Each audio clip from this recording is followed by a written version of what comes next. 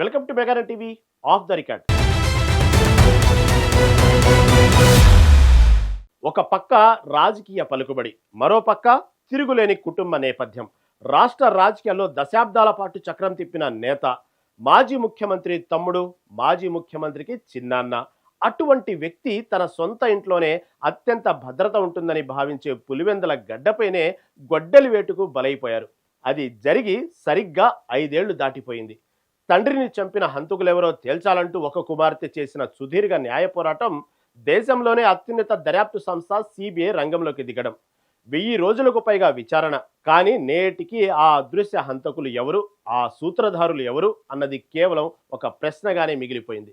ఈ కేసులో సిబిఐ సుప్రీంకోర్టుకు సమర్పించిన తాజా నివేదికతో ఈ మిస్టరీ మరింత విషాదాంతంగా మారింది. దీనిపై ప్రత్యేక కథనం.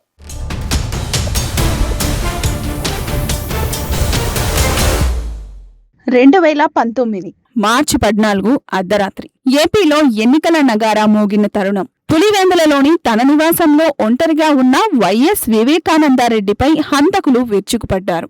తెల్లవారితే మార్చి 15. లోకం నిద్రలేచేసరికి వివేక మరణ వార్త దావనంలా వ్యాపించింది. మొదట ఇది గుండెపోటు అని ప్రచారం జరిగింది. కానీ ఘటనా స్థలానికి పోలీసులు చేరుకున్నాక అక్కడ ఉన్న రక్తపు మడుగు, గాయాలను చూసి అది దారుణ హత్య అని నిర్ధారించారు.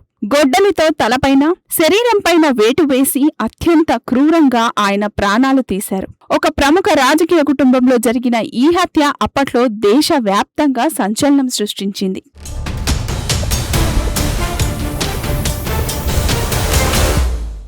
వివేకానందరెడ్డి అంటే కేవలం ఒక పేరు కాదు. ఆయన వైఎస్ఆర్ కుటుంబంలో ఒక కీలక వ్యక్తి.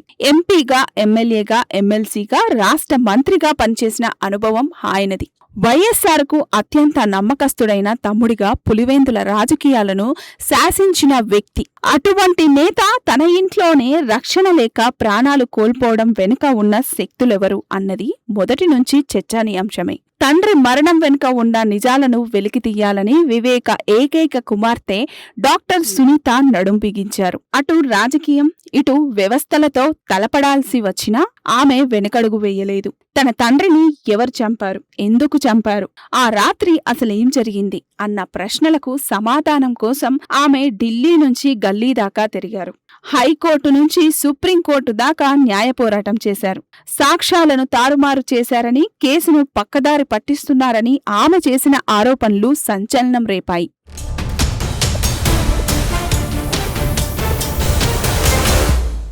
రాష్ట్ర పోలీసుల విచారణపై నమ్మకం లేదని, కేంద్ర దర్యాప్తు సంస్థతో విచారణ జరపాలని సునీత కోరడంతో ఈ కేసు సిబిఐ చేతికి వెళ్లింది. 4 ఏళ్లకు పైగా సిబిఐ ఈ కేసును జల్లెడపట్టింది. వందలాది మంది సాక్షులను విచారించింది.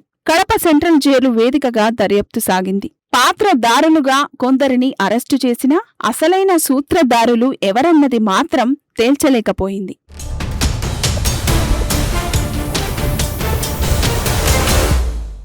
తాజాగా ఈ కేసులో సిబిఐ సుప్రీంకోర్టుకు సమర్పించిన నివేదిక అందరినీ విస్మయానికి గురిచేసింది. ఈ కేసులో దర్యాప్తు ముగిసిందని, అదనంగా నిందితులు ఎవరూ లేరని సిబిఐ స్పష్టం చేసింది. మరిన్ని ఆధారాలు లభించలేదని అత్యున్నత న్యాయస్థానానికి వివరించింది. దీంతో సుప్రీంకోర్టు ట్రయల్ కోర్టులో విచారణను వేగవంతం చేయాలని, 4 వారాల్లోగా ముగించాలని ఆదేశించింది. అంటే ఈ కేసులో ఇప్పటి వరకు బయటపడ్డ నిందితులు తప్ప తెర వెనుక ఉన్న అసలైన వ్యక్తులెవరో ఇక తేలడం కష్టమేనా అన్న అనుమానాలు బలపడుతున్నాయి.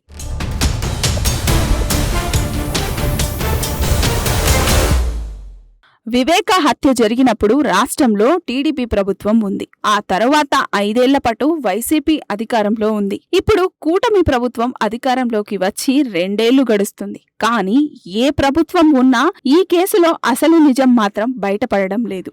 రాజకీయ ఆరోపణలు, ప్రత్యారోపణలకు ఈ కేసు పరిమితమైపోయింది. దేశంలోనే అతిపెద్ద దర్యాప్తు సంస్థగా పేరున్న సిబిఐ కూడా ఈ కేసులో కుట్రను ఛేదించలేకపోవడం వెనుక కారణాలేంటి? హత్య జరిగిన వెంటనే సాక్ష్యాలను తుడిచిపెట్టేయడం వల్లనే ఆధారాలు దొరకలేదా, లేక వ్యవస్థల మధ్య సమన్వయం లోపమా అన్నది మిస్టరీగా మారింది. నిందితులెవరో తెలిసినా నిరూపించలేకపోవడం చట్టం బలహీనత, లేక నేరగాళ్ల తెలివితేటలా అన్న ప్రశ్నలు మిగిలిపోయాయి.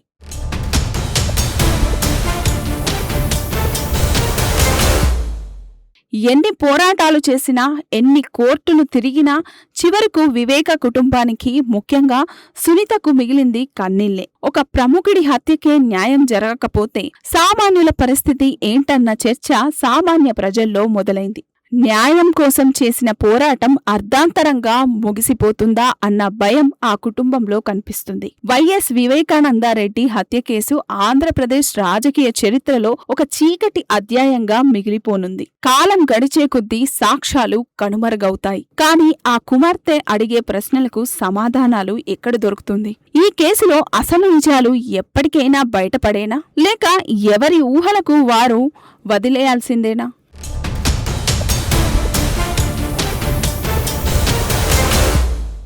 ఏది ఏమైనా ఒక శక్తివంతమైన నేత హత్య కేసు ఇలా అర్ధాంతరంగా ముగిసిపోవడం ప్రజాస్వామ్య వ్యవస్థకే ఒక ప్రశ్నార్థకం.